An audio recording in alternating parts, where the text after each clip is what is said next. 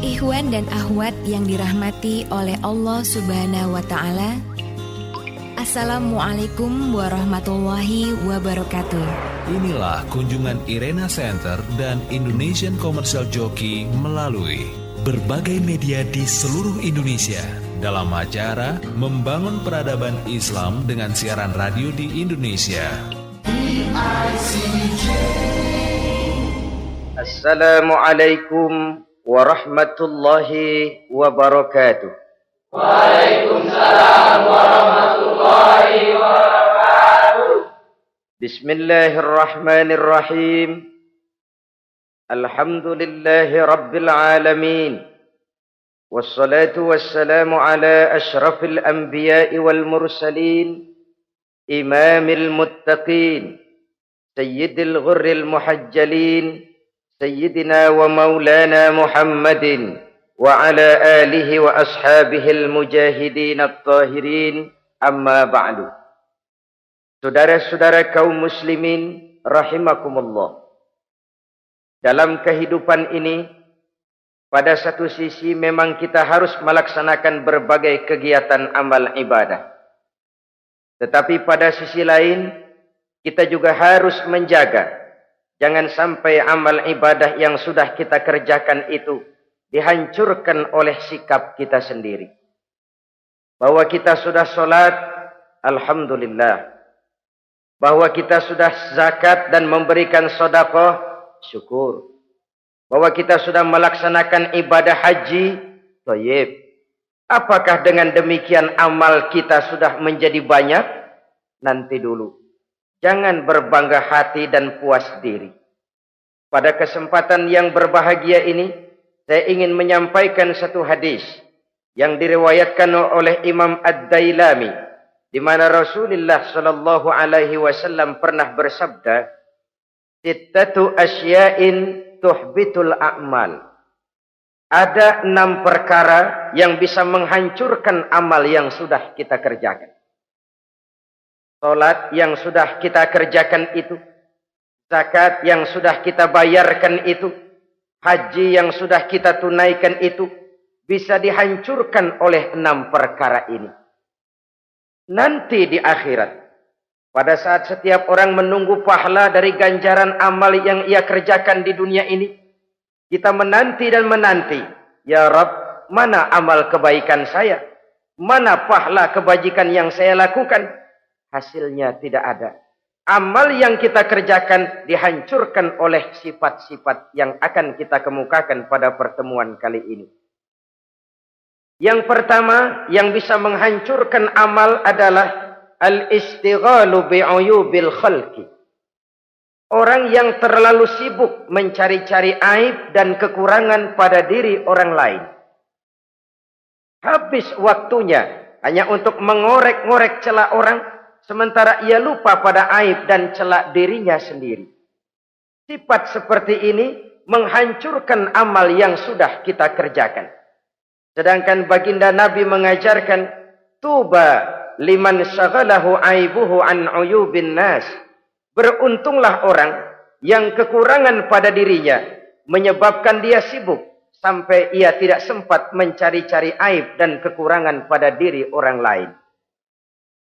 Saudara-saudara kaum muslimin rahimakumullah. Sibuk mencari aib orang tentu bukan dengan tujuan positif. Latar belakangnya kadang-kadang karena jealous, karena hasud, kecemburuan sosial. Sore, pagi, siang, malam kita korek-korek kesalahan orang dengan target hancur martabatnya, jatuh kehormatan dirinya, hilang nama baiknya, dilupakan dan terisolir dari tengah-tengah masyarakat. Perbuatan yang demikian sungguh terlalu amat sangat kejam. Salat kita, puasa kita, haji kita bisa dihancurkan jikalau kita terlalu sibuk mencari-cari aib orang lain. Muslim dengan muslim itu bersaudara. Kalau kita menganggap muslim yang lain adalah saudara kita, maka aibnya adalah aib kita, kekurangannya juga adalah kekurangan kita. Pada saat kita melihat pada dirinya terdapat kekurangan, tugas kitalah menutupi. Ini yang dijamin oleh Nabi, man satara musliman satarahullahu fid dunya wal akhirah. Siapa yang menutupi aib dan celak orang-orang beriman, Allah akan menutupi aib dan celaknya di hari akhirat nanti. Zaman sekarang, zaman gosip. Zaman sekarang, zaman isu. Sehingga hal yang 1 meter pun dapat jadi 5 meter. Yang 5 meter dapat saja menjadi 10 meter. Kita sibuk membumbui hal-hal yang kita tidak tahu duduk perkara yang sebenarnya. Bahkan lebih celaka, kadang-kadang kita malah sok tahu. Memberikan vonis dari sudut pandang kita sendiri. Adalah tidak bijaksana jika kita mengukur baju orang lain dengan badan sendiri. Baju orang lain kita ukur pakai badan kita. Tentu saja enggak pas. Begitulah. Terlalu sibuk mencari-cari aib orang lain. Menghancurkan amal ibadah yang sudah kita kerjakan. Na'udzubillah summa na'udzubillah. Kadang-kadang hadir majelis taklim di pengajian. Ngaji setengah jam. Ngomongin orang 2 jam setengah. Tekor, defisit. Belum bergeser dari majelis taklim. Ini kan penyakit rohani. Di mana kedudukan kita antara sesama muslim bagaikan satu tubuh. Kalau yang satu sakit, yang lain ikut merasakan sakit. Yang satu terhina, yang lain ikut merasakan terhina. Jadi pada saat kita melihat aib orang lain, kita ceritakan di mana-mana, kita bongkar di mana-mana, tentu satu hal yang jelas, kita tidak senang kepada orang itu. Kita tidak senang kepada orang itu. Dan kalau sudah tidak senang, maka fungsi persaudaraan bisa berubah menjadi permusuhan. Oleh sebab itu, kalau ada 2 orang berselisih, boleh kita bohong untuk mendamaikan 2 orang tadi. Misalnya si A sama si B berantem nih, jengkel, marah-marahan. Saudara datang ke rumah si A. A, saya dengar kamu lagi marahan sama B. Iya itu si B, kurang ajar. Bangsat, bajingan, tengik. Pokoknya kalau ketemu, awas. Ah, saya kira sih enggak begitu. A, tadi saya ketemu B, dia bilang malah kangen sama sampean. Dia pengen ketemu, ingat masa lalu zaman sebantal berdua, sebatang rokok berdua. Dia kangen pengen ketemu. Padahal si B enggak ngomong apa-apa sama saya. Saya olah sedemikian rupa sampai si A tenang. A tenang, saya datang ke rumah B. B, katanya kamu lagi marahan sama si A. Iya tuh A, unyuk monyet. Udahlah, pokoknya kalau ketemu dia saya hantam habis. Ah, barusan saya ketemu si A, dia bilang pengen ketemu ente. Pengen ngobrol kayak dulu, mengembalikan keharmonisan yang hilang, mengembalikan kehangatan persaudaraan yang lenyap. Si A tenang, si B adem. Kenapa? Karena bohong saya. Kesana saya ademin, kesini saya ademin. Jenis bohong seperti ini berpahala. Kenapa? Tujuannya mendamaikan orang yang sedang berselisih. Tapi kan orang bermental seperti ini jarang. Yang banyak kan tukang kompor sekarang. Kalau angetin sini, angetin murub deh. Datang sama A, lu marahan sama B. Iya, gue kesel banget sama B. Emang? Wow. Diemang-emangin. Oh, udah dah, pokoknya gue mah kalau jadi elu takut sama si B, gue buka celana, gue pakai rok deh. Si A panas. A panas, datang ke rumah B. Komporin lagi. Dua-duanya panas, koslet, terjadi perkelahian. Biang iblisnya tukang kompornya. Sampai untuk mendamaikan 2 orang yang berselisih. Diizinkan berdusta. Kenapa? Prinsip Islam itu islah. Mencari jalan damai. Bukan mengeruhkan suasana. Inilah realitas di tengah-tengah masyarakat. Enakan ngomporin daripada nyiramin. Enakan manasin daripada mendamaikan 2 orang yang sedang berselisih. Apalagi kalau kita punya kepentingan. Main nimbrung aja kayak toge. Kagak ngerti urusan. Nyampur aja nyampur. Toge kan begitu toge. Ada laksa nimbrung. Ada gado-gado ngikut. Ada kredok masuk. Kagak ngerti juntrungan masalah. Main nyampur aja nyampur. Ini kan tidak objektif namanya.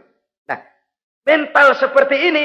Wah. Sholatnya khusyuk, zakat bayar, sedekah iya. Tapi kalau suka cari-cari aib orang, Jembreng kesalahan orang di mana-mana. Salatnya, puasanya, hajinya bisa dihancurkan oleh mental yang seperti ini. Jangan bangga-bangga, salat saya sudah banyak, puasa saya hebat, mantap, haji saya tiap tahun mondar-mandir ke Mekah. Tapi kalau mental seperti ini masih ada, waspadalah. Amal yang kita kerjakan bisa hancur oleh mental, sikap mental kita sendiri. Ini yang pertama. Yang bisa menghancurkan amal, terlalu sibuk mencari-cari aib orang lain. Satu. Yang kedua, saudara-saudara, wa qaswatul qalbi. Orang yang hatinya keras, tidak mempan diberikan nasihat. Baik nasihat yang datang dari luar dirinya, ataupun nasihat yang datang dari dalam dirinya. Hatinya keras. Dikasih muka tembok, kulit badak, kuping kebo. Makhluk apa namanya itu? Wallahu a'lam. Rai gedek. Pantas ya kalau kita lihat sejarah, Islam itu turun di semenanjung Arabia. Sebagai test case. Masyarakat Arab 14 abad yang lalu dikenal keras, kasar, brutal, primitif. Dari berbagai aspek kehidupan.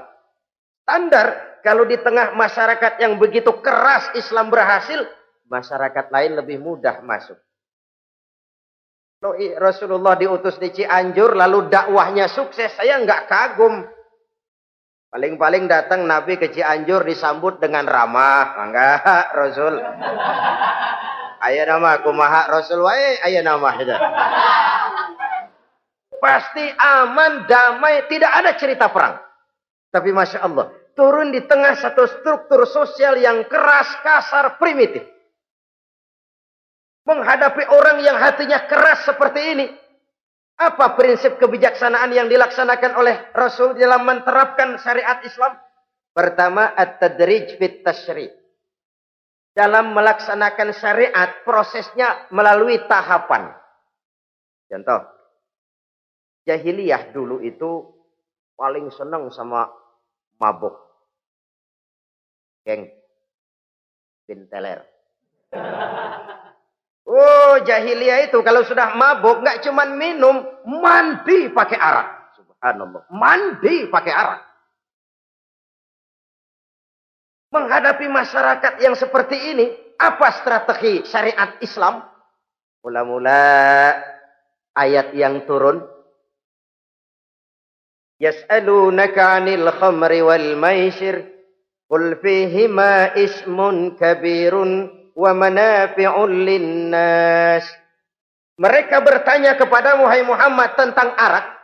Katakan, arak itu ada manfaatnya tapi juga ada bahayanya. Bahayanya lebih besar daripada manfaatnya. Tidak diharamkan dulu, tidak. Cuman dikasih sen. Teler emang enak. Melayang ke langit. Cuman ada bahayanya. Bahayanya lebih besar daripada manfaatnya. Dikasih gambaran, dikasih sen. Tidak diharamkan mutlak dulu, tidak. Bertahap dikit dulu. Nih. Urusannya begini nih. Ada manfaatnya, tapi ada bahayanya. Bahayanya lebih besar daripada manfaatnya. Jak rasio berpikir. Setelah tahu bahayanya lebih besar, kan dikit-dikit mulain jauh. Mulain ngurangin, jaga jarak. Setelah ada jarak, turun peringatan kedua. La taqrabus salata wa antum sukara. Jangan dekati sholat kalau kamu lagi mabuk. Sholat sehari semalam 5 kali. Berarti 5 kali mereka harus jaga diri. Jangan sampai mabuk. Makin jauh. Setelah jauh sekali, kira-kira tidak goyah, turun vonis. Innamal khamru wal maisir wal ansabu wal azlamu rijsun min amali syaitan fajtanibu la'allakum tuflihun. Arak itu najis, kotor, perbuatan setan. Jauhi, pasti kamu akan beruntung. Baru timbul hukum haramnya. Orang udah nggak kaget. Kenapa? Pagi-pagi udah dikasih sen. Bahayanya lebih besar. Kalau sholat jangan, kalau mabuk jangan mendekati sholat. Makin jauh. Ini tahapan. Sama juga kita kan. Begitu jebrol lahirnya cuman susu ibu. Gedean dikit sang Ambon. Kan gitu. Gedean dikit pisang ulek. Gedean dikit nasi. Udah gede bener jengkol jijelin. Proses. Coba bayi begitu lahir kasih pisang batu, tenggeng. Gak kuat menerima, belum waktunya. Ini proses yang dilaksanakan oleh strategi syariat Islam untuk mengobati penyakit qaswatul qalbi ini. Keras hati. Syariatnya bertahap. Tidak drastis. Tidak kalau sudah begitu ya mesti begitu. Tidak. Konsep kedua, taklilut takalif, menyedikitkan beban. Coba kita lihat, seluruh konsep agama, kalau kemampuan melaksanakan perintah berkurang, stressing perintahnya ikut turun. Angkat tuh beras 100 kilo. Enggak kuat pak, 30 kilo dulu deh. Ntar balik lagi, lama-lama juga habis. Ini konsep untuk mengobati qaswatul qalbi, bertahap. Semua perintah agama itu begitu. La yukallifullahu nafsan illa wus'aha. Allah tidak memberikan beban kecuali sesuai dengan kemampuan yang dimiliki oleh seseorang. Kalau kemampuan melaksanakan perintah berkurang, stres perintahnya juga ikut menurun. Salat wajib diri. Kalau mampu. Gak bisa pak salat berdiri. Salat dengan berbaring. Kalau mampu. Berbaring gak bisa pak. Pinggang kurap. Salat. Pakai isyarat. Kalau mampu. Pakai isyarat tidak bisa. Dalam hati. Setiap kemampuan melaksanakan perintah berkurang. Stres perintahnya juga menurun. Taklilut takalif. Ini juga salah satu strategi. Mengantisipasi kerasnya hati. Nah. Konsep yang ketiga dari syariat. Al-musawat bainan nas fi takalifil ahkam. Persamaan terhadap manusia di dalam berhadapan dengan hukum Allah.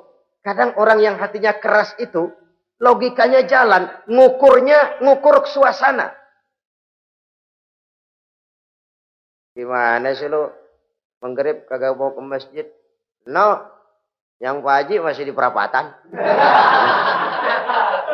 Yang Pak Haji disebut. Itu kan cenderung orang begitu. Kalau dia nyolong ayam, dia tunjuk orang yang nyolong kambing. Ini apologi namanya. Kenapa lu nyolong ayam? No, yang maling kambing urusin, gedean. Apologi. Lah kapan mau beres kalau begitu? Tidak introspeksi, tidak self correction. Itu apologi. Untuk menutupi kelemahan diri, menunjuk kesalahan orang lain yang lebih besar. Itu kan nggak jantan namanya. Apologi. Tidak ada sifat untuk memperbaiki diri sendiri.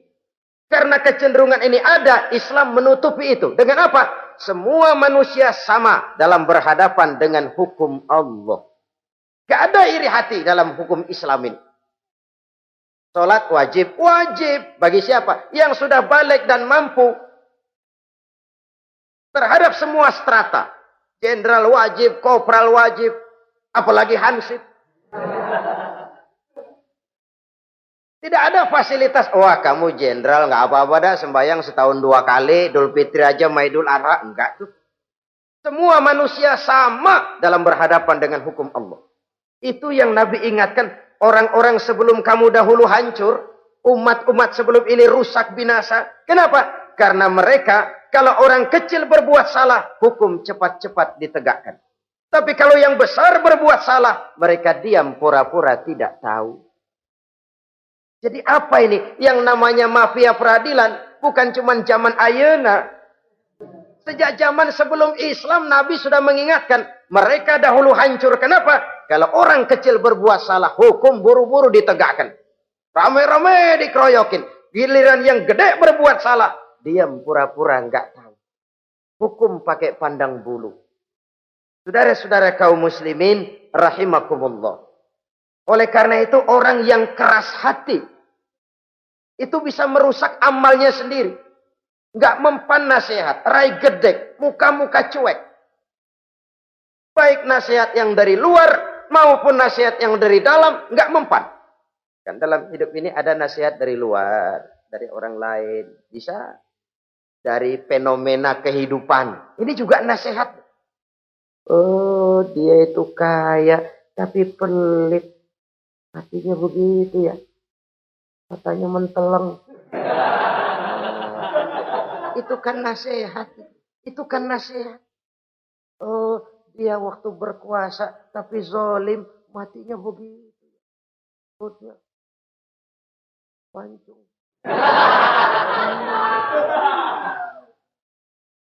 Fenomena kehidupan yang kita lihat, yang kita dengar, yang kita saksikan, itu semuanya bisa nasihat. Unzuru kaifa kana akibatul mukadzibin. Lihat kehidupan ini. Dunia ini kan sebuah sekolahan besar. Semua yang kita lihat, kita saksikan, kita pelajari, bisa jadi contoh buat kita. Orang yang bijak, yang bisa mengambil hikmah dari manapun datangnya. Baik dari yang baik, maupun dari yang tidak baik. Saudara-saudara kaum muslimin, rahimakumullah. Nasihat yang datang dari luar. Dari orang atau dari fenomena kehidupan. Atau nasihat yang tumbuh dari dalam diri sendiri. Perubahan organisme tubuh. Itu kan nasihat. Ya Allah. Sekarang cantik jelita. Iya, sedang sweet 17-an. Rambutnya hitam ikal berderai. Iya, semua memuji. Alisnya katanya laksana semut beriring. Dagunya bak pauh dilayang. Kalau dia senyum, semua orang terpesona. Sekarang 50 tahun yang akan datang, coba senyum, kabur orang. Fenomena kehidupan. Apa yang tidak berakhir? Kenapa harus keras hati? Kita kata kita berkuasa, berapa hari kita punya jabatan? Kita kata kita kaya, berapa banyak harta kita? Kita kata kita alim, kita tahu. Apa yang kita tahu dari semesta jagat raya ini? Lalu apa yang tidak berakhir? Korun yang katanya kaya, mati itu. Fir'aun yang katanya gagah, mati. Napoleon Bonaparte, the Lion of Europe, singa daratan Eropa, mati. Saking matinya, mati.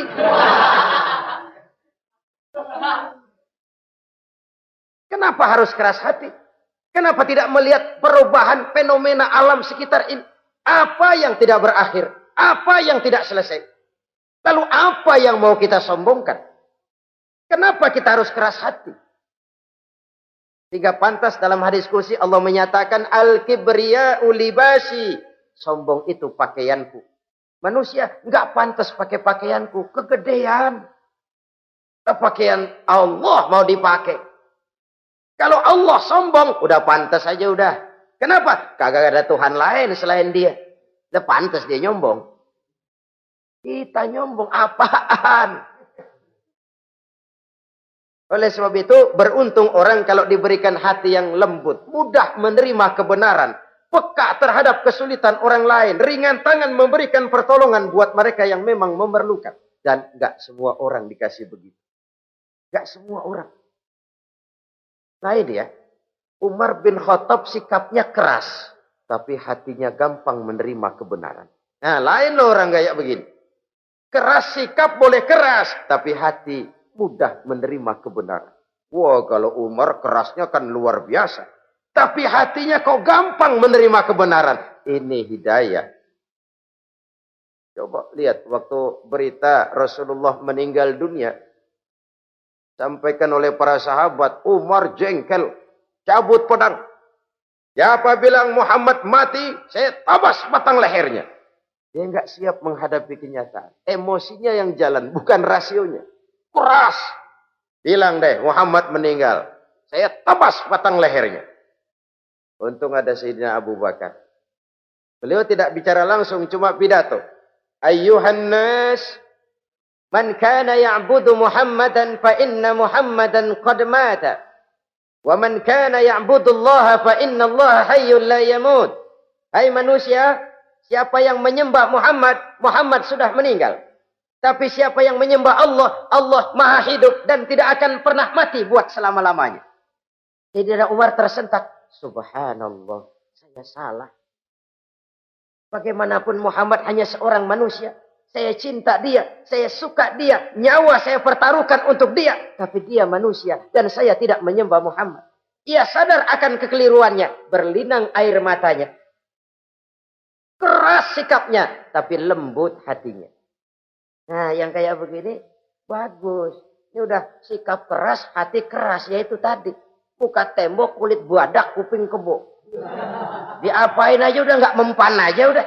Susah yang kayak begini.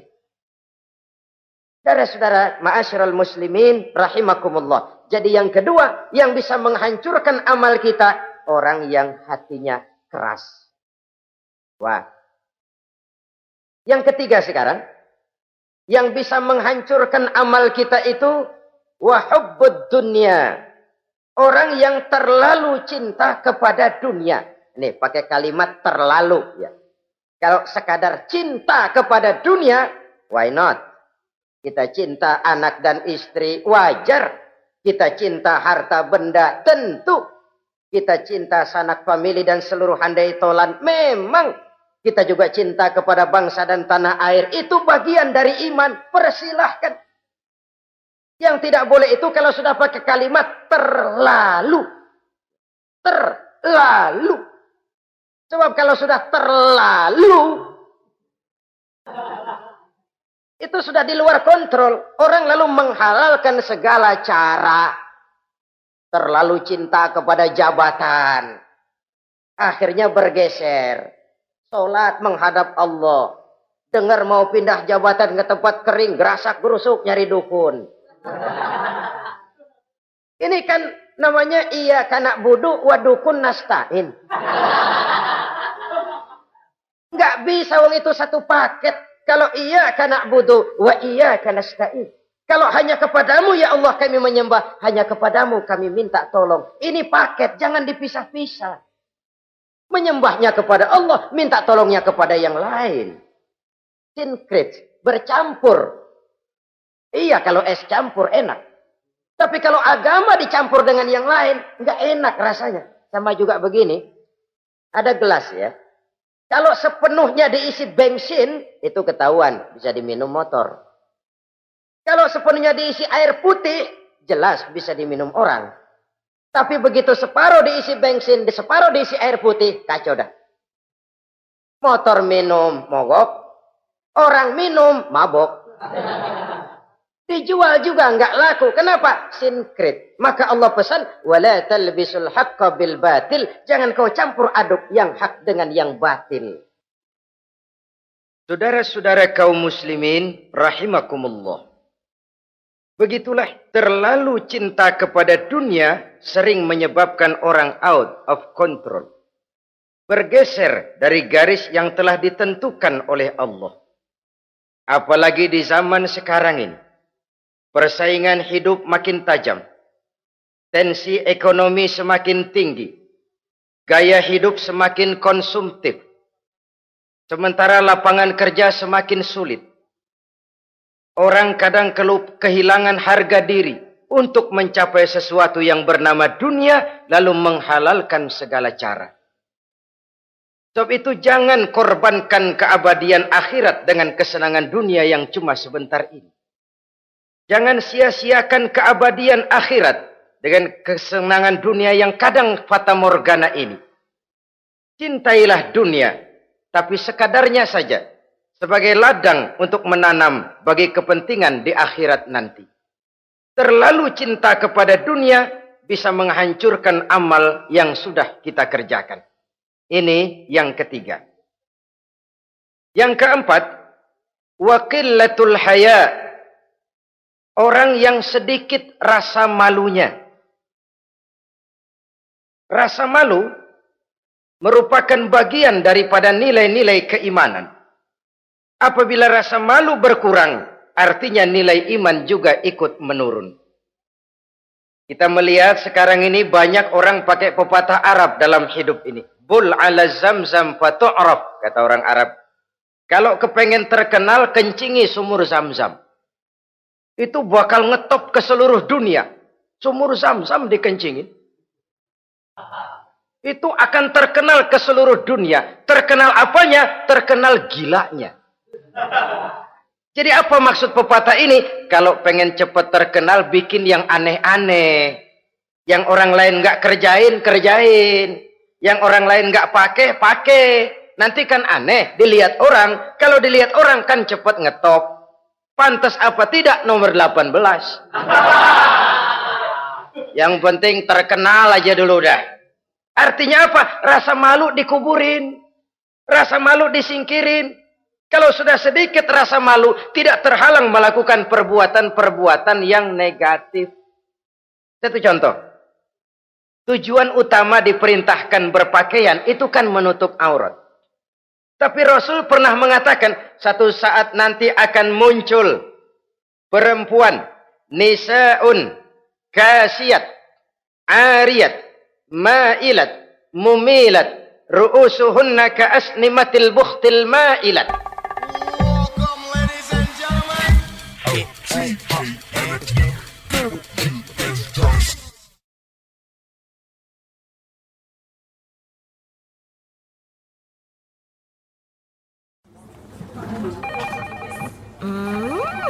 What is it? Ooh, a new chocolate product by the Integral CJ's Management. What chocolate? No, my girl.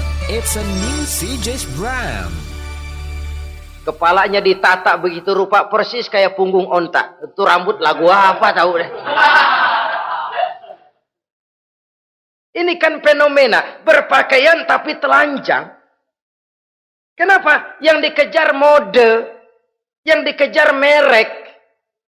Kiblatnya Paris, London, Roma.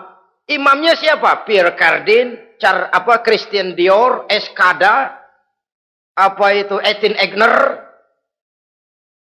Merek yang dikejar, mode yang dikejar, aurat pontang-panting. Ditambah oleh tayangan-tayangan berbagai iklan yang merangsang anak-anak kita untuk hidup konsumtif. Iyo. Cocok iya jeng urang yo. Terangsang dia untuk konsumtif. Dihadapkan kepada kenyataan. Suasana ekonomi enggak menunjang. Orang tua lemah ekonominya. Dia lihat sekelilingnya, ternyata yang lain juga begitu. Banyak teman senasib, kumpul. Disingkirkan rasa malu. Akhirnya tukang bajai ditodong. Qillatul haya, sedikit rasa malu. Kalau sedikit rasa malu, dia tidak terhalang lagi melakukan perbuatan-perbuatan yang negatif. Dan itu berarti menghancurkan amal-amal yang lain. Sebab itu budaya malu ini sangat penting. Coba kalau dia hinggap di hati seorang pejabat. Pejabat yang punya rasa malu, Masya Allah, membawa manfaat yang besar buat rakyatnya. Contoh saja ya, di Jepang itu ada Perdana Menteri Hosokawa, saudara-saudara dengar. Baru 8 bulan jadi Perdana Menteri. Dia dijuluki Mr. Clean, Mr. Bersih. Diisukan terlibat skandal, cuma 4-6 miliar rupiah. Itu pun buat kampanye kemenangan partainya. Diisukan begitu rupa, malu Hosokawan. Malu mengundurkan diri, baru 8 bulan jadi Perdana Menteri. Mundur, malu. Padahal Hosokawa nggak kenal ketuhanan yang Maha Esa. Nggak kenal. Tapi budaya malunya luar biasa. Nah kalau sudah pejabat nggak punya malu. Habis. Kan sekarang umpamanya nih. Ada impres desa tertinggal. Disunatin. Sampai marah betul itu Bapak. Para pimpinan negara kita itu. Tidak ada maaf bagi pejabat yang nyunatin IDT. Kenapa? Kan tipis rasa malu. Turun dari atas sunatin. Turun ke bawah sunatin. Turun ke bawah sunatin lagi. Nyampe bawah tetelan doang dikit banget. kebanyakan tukang sunat, saudara-saudara. Budaya malu yang nipis. Orang kaya kalau punya budaya malu, bawa rahmat bagi lingkungannya. Ulama kalau punya rasa malu, nggak jual ayat menghalalkan yang haram, mengharamkan yang halal. Bagaimana kiai? Haram karena belum dapat bagian. Begitu dapat jatah, haram dikit dah. Kiamat umat kalau sudah kayak begini. Budaya malu di segala strata sekarang ini menipis. Dan itu tentu berangkat dari kualitas keimanan. Ini yang perlu dipompa ke permukaan. Dan dilematis memang sering terjadi. Satu contoh, pada satu sisi kita menggalakkan proyek pariwisata. It's okay, kita perlu devisa. Tapi pada sisi lain kita harus menjaga nilai-nilai luhur dari budaya bangsa kita. Jangan sampai kemasukan wisata mancanegara, lalu budaya mereka yang tidak sesuai juga ikut kita serap. Bule masuk ke Indonesia, pakaian seenaknya, dia mau udah pantas aja udah. Perempuan ayab-ayaban ke pasar pakai kutang doang, bule pantas aja. Bocah kita ayab-ayaban ke pasar pakai kaos kutang, perempuan mana panok melulu.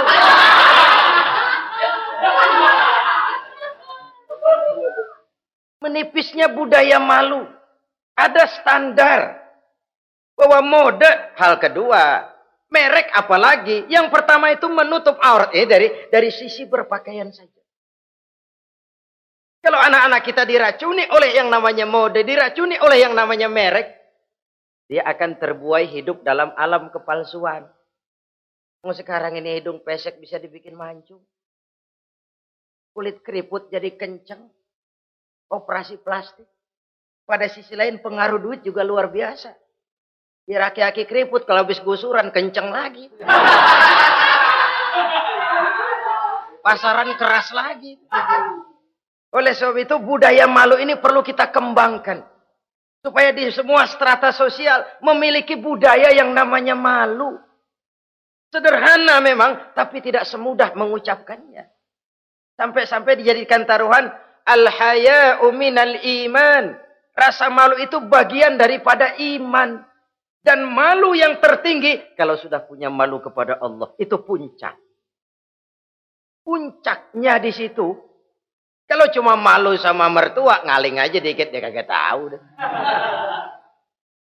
Kalau cuma malu kepada petugas keamanan, terlalu banyak tempat yang mereka nggak lihat. Tapi kalau sudah budaya malu kepada Allah, tidak sejengkal tanah pun terhalang dari pengetahuan Allah. Ini nantinya juga punya pengaruh sosial. Sosial kontrol sekarang juga sudah renggang. Dulu kalau ada hal yang dianggap aib, satu kampung tahu. Malunya selebar awak. Sekarang budaya hidup sudah individualis. Tetangga mau apa kayak cuek aja udah. Akhirnya orang anteng. Lah nggak apa-apa ini dah, tenang aja dah, besok begitu aja lagi. Sosial kontrol juga sudah agak renggang sekarang ini. Kalau dulu orang punya rasa sosial kontrol yang begitu dekat. Oleh sebab itu, budaya malu merupakan bagian daripada iman. Orang yang sedikit rasa malunya bisa lepas kontrol. Kalau dia sudah lepas kontrol, dia bisa melakukan hal-hal yang merusak amal perbuatannya sendiri. Oleh karena itu, pada pertemuan kali ini, saya juga mengajak, mari kita tumbuh kembangkan budaya malu ini. Saudara-saudara kaum muslimin, rahimakumullah. Yang kelima, yang bisa menghancurkan amal kita, watulul amal. Orang yang terlalu panjang angan-angannya. Hidup dalam bayangan. Kakinya tercabut dari alam realitas. Mengharap burung terbang tinggi, tapi punai di tangan cepat-cepat dilepas. Akhirnya burung di tangan terlepas, punai juga tidak datang. Terlalu panjang angan-angan. Hidup cuma nunggu keajaiban. Yang diwiridin jikalau. Orang sudah kemana-mana dia masih anteng. Jikalau andai kata umpama misalnya. Islam bukan agama orang pemalas yang selesai sholat lalu berpangku tangan. Ada orang yang cuma sujud saja rezekinya mengalir. Ada. Ada orang yang cuma munajat di keheningan malam. Rezekinya mengucur. Ada. Tapi kan bukan kelas kita. Itu kelas antara dia dengan Allah, tidak ada jarak lagi. Orang-orang yang batinnya bersih. Doanya didengar. Permohonannya dikabulkan. Permintaannya cash. Kalau kita bisa bayang cuma nadah doang. Nggak mau usaha. Paling banter orang undang tahlil kita. Sebesek campur geretan udah. Kita ini tahap yang bekerja, berusaha, berdoa, tawakal. Pernah dalam satu sholat Jumat Rasulullah di masjid, ada seorang sahabat Badui datang dari pedalaman mau sholat Jumat, turun dari onta cepat-cepat masuk ke masjid. Ditegur oleh Rasul, ontamu sudah kamu ikat? Belum ya Rasul. Kenapa? Saya tawakal kepada Allah. Marah Rasul. Keluar. Ikat ontamu. Masuk lagi ke masjid. Baru tawakal. Sederhana sekali. Tapi inilah gambaran kehidupan. Ikat ontamu baik-baik. Baru tawakal. Kalau nggak diikat. Udah tawakal. Terus hilang. Tawakalnya salah. Sudah diikat rapi-rapi masih hilang juga. Nah, tawakalnya benar. Sudah usaha, sudah ikhtiar. Toh hilang juga. Gambarannya sederhana. Ikat ontamu baik-baik. Lalu masuk ke masjid. Barulah engkau bertawakal. Jangan onta dibiarin keliaran lalu tawakal. Tawakalnya yang salah. Saudara-saudara kaum muslimin. Rahimakumullah. Islam mengajarkan keseimbangan. Kita wajib berusaha. Tapi tidak wajib untuk berhasil. Hasil itu hak prerogatifnya Allah. Berusahalah sebagaimana harusnya di satu sisi. Tapi minta tolonglah kepada Allah di sisi lain. Ada keseimbangan. Orang yang terlalu panjang angan-angannya biasanya malas bekerja. Terangsang ngejar kerjaan yang gede, yang kecil kagak dikerjain. Akhirnya yang kecil lewat, yang gede kagak datang. Padahal rezeki itu kan yang penting mudawamahnya ya. Rutinnya. Biar banyak tapi begitu sekali datang banyak. Begitu stop 10 tahun kagak datang terus. Sengsara juga. Yang penting mudawamah. Continue-nya itu. Biarin duit sih banyak. Asal rutin aja. Gak apa-apa. Tulul amal. Terlalu panjang angan-angan. Hidup di alam bayangan. Terlepas kaki dari akar kenyataan. Hidup ini kan kenyataan. Harus dihadapi secara nyata. Islam ini agama yang wajar. Hiduplah secara wajar. Jangan melakukan sesuatu yang memang bukan makom kita di situ. Artinya apa? Kalau memang kita cangkir. Lalu minta air seember. Kan lebihnya mubazir. Cangkir minta air diisiin seember. Buat apa lebihnya? Bukan makom kita. Jangan tercabut dari akar kenyataan. Siapa sih kita ini? Jangan ibadah baru ala kadarnya. Sikap udah kayak wali. Iyalah kalau wali cuma sujud. Permohonannya makbul. Kenapa? Dia dengan Allah itu nggak ada jarak. Kita, lapisan dosa kita yang bikin jarak. Makanya sering dijelaskan ya. Kalau ada hadis. Siapa yang baca Bismillahirrahmanirrahim. Dia lewat di atas air. Beku itu air. Dia bisa jalan di atas air. Bismillah saja bisa jalan di air. Tapi kan soalnya kemudian. Bismillahnya orang yang bagaimana. Model kita. Maaf lah. 1000 kali baca Bismillah. Lewat di empang tenggelam kita. Bukan bismillahnya yang lain. Yang baca mentalnya, pribadinya yang lain. Makom kita belum di situ. Kalau memang makom kita masih harus berusaha, berusaha. Bahwa nanti Allah berikan rizki lewat jalan yang tidak kita sangka-sangka. Itu sih urusan Allah. Itu sih haknya Allah. Tapi urusan kita harus berusaha sebagaimana harusnya kita berusaha. Ya, emang jodoh dari Tuhan, apanya pakai nyari, dan ntar juga aja datang. Datang cuma nenek-nenek kali.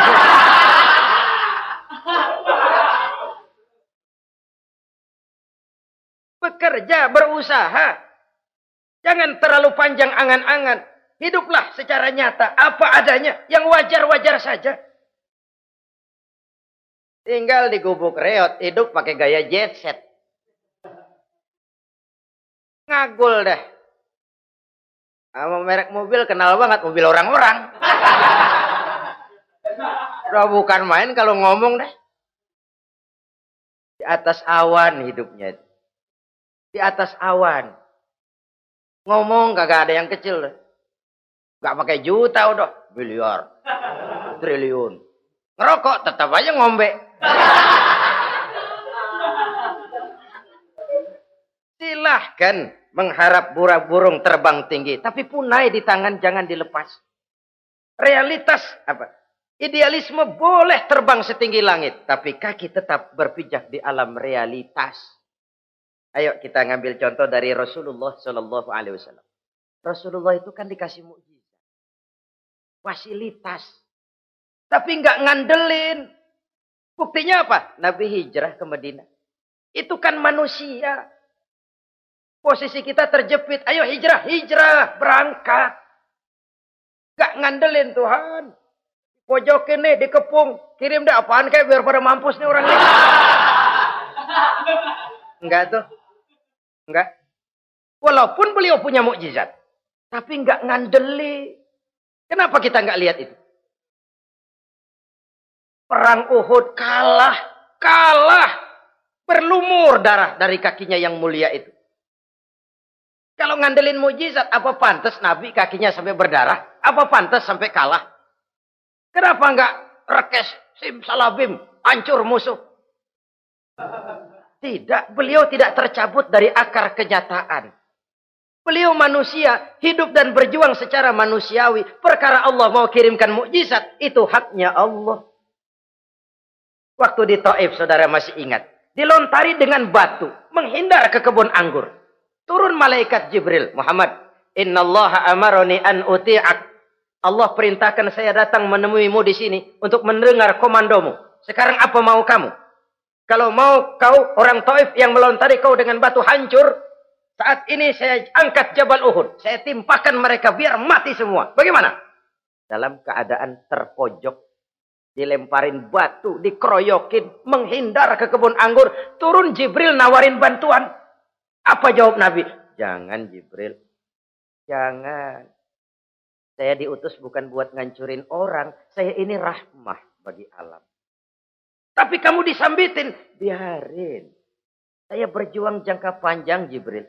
Kalau sekarang mereka ingkar. Barangkali nanti anak-anaknya mau beriman. Saya tungguin anak. Kalau anaknya kafir lagi Muhammad. Cucunya. Oh susah Muhammad susah. Kenapa? Bagaimana bapak begitu anak. Gak begitu. Lalu mau kamu apa? Saya mendoakan mereka. Allahumma hdi qaumi fa innahum la ya'lamun. Ya Allah, berikan hidayah kepada mereka yang nyambitin saya. Karena mereka enggak tahu. Disambitin, berdarah, yang nyambitin didoakan. Pada satu sisi ini menunjukkan tingginya akhlak Nabi. Pada sisi lain ini menunjukkan Nabi juga mengatur strategi secara manusia. Tidak simsalabim. Tidak tercabut dari akar kenyataan. Padahal kita kalau lagi kepepet, ada yang nolongin, kan demen banget. Kali mah kalau kita yang jadi Nabi tuh. Disambitin orang, turun Jibril. Bagaimana hancurin? Sikat Jibril dah. Habisin aja, habisin. Hijrah ini usaha ikhtiar manusiawi. Perang kalah manusiawi. Putra tercinta wafat, berlinang air mata, manusiawi. Sakit, manusiawi. Padahal punya mukjizat. Tapi nggak ngandelin. Semua nabi juga gitu. Nabi Musa dikasih tongkat. Tapi berapa kali tuh tongkat dipakai? Waktu ngelawan tukang sihir. Waktu nyebrang di Lautan Merah. Itu aja. Selebihnya Nabi Musa berjuang secara manusia. Berusaha. Gak mentang-mentang punya mukjizat. Tongkat tiap dapat kesulitan. Awas tongkat.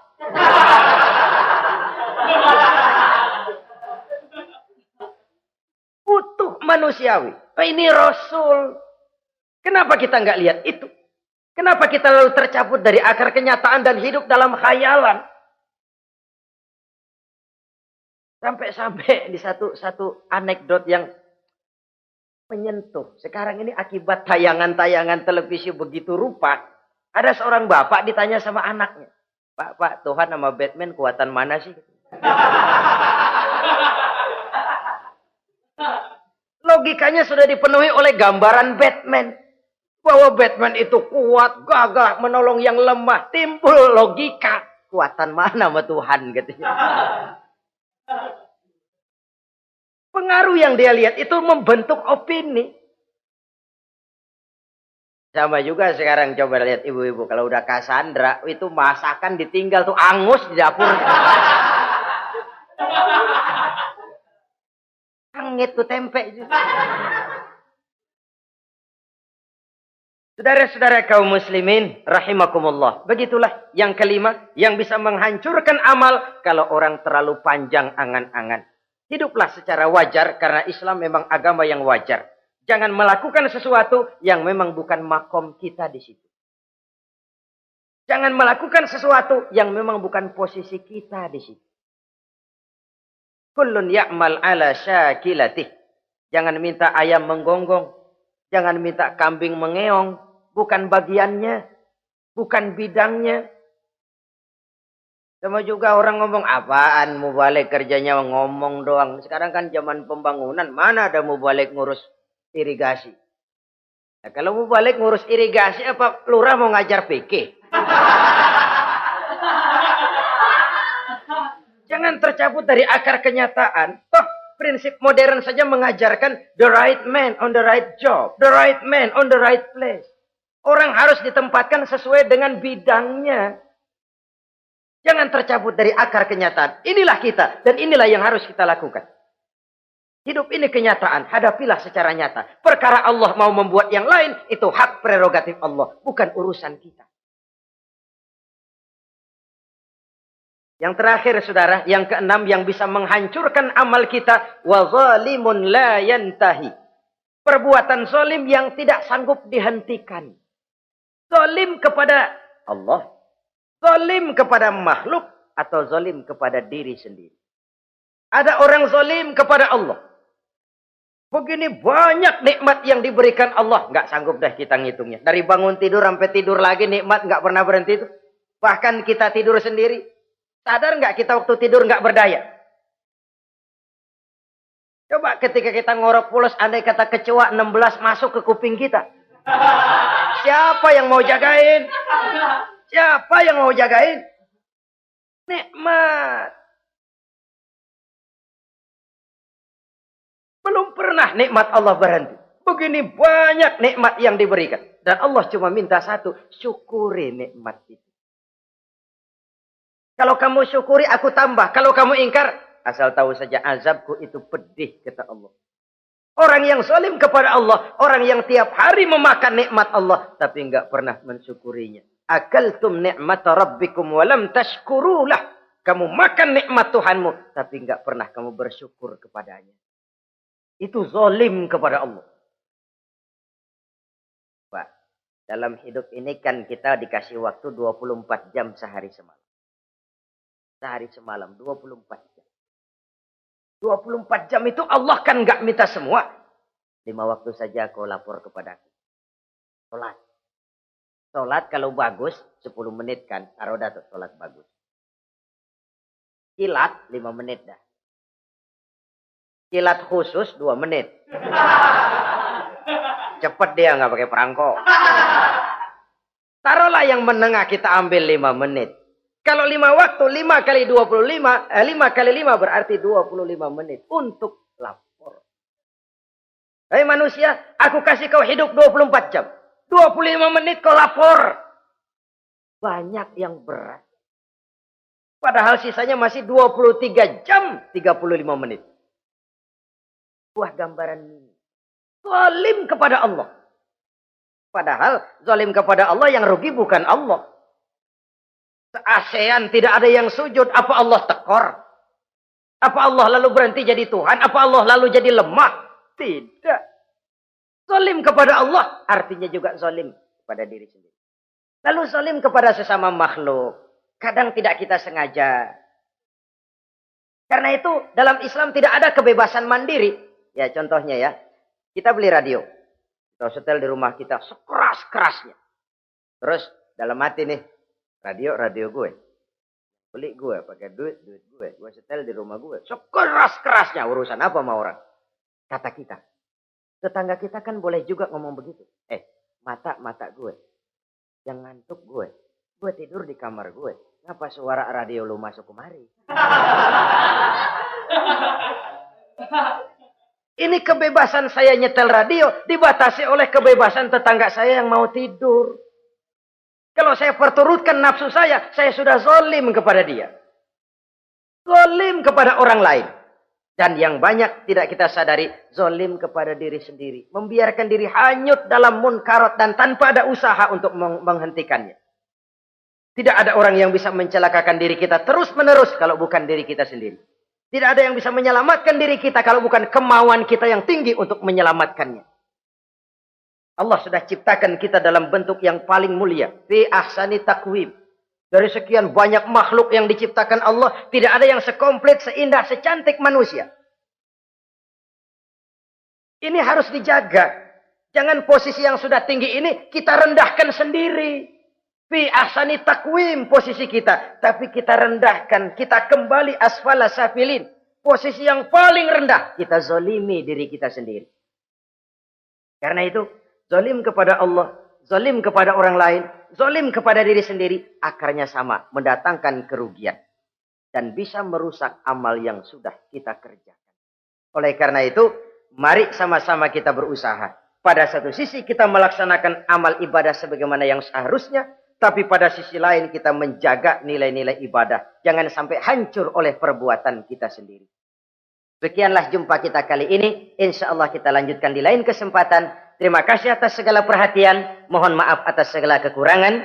Usikum wa nafsi bitaqwallah. Wassalamualaikum warahmatullahi wabarakatuh.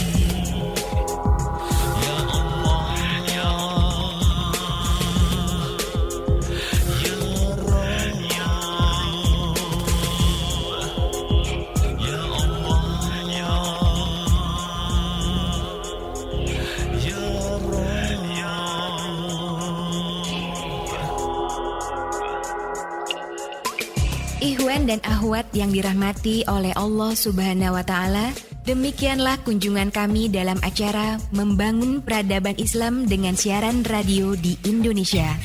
Syukur Alhamdulillah atas nikmat Islam dan indahnya persaudaraan yang Allah karuniakan kepada kita semua.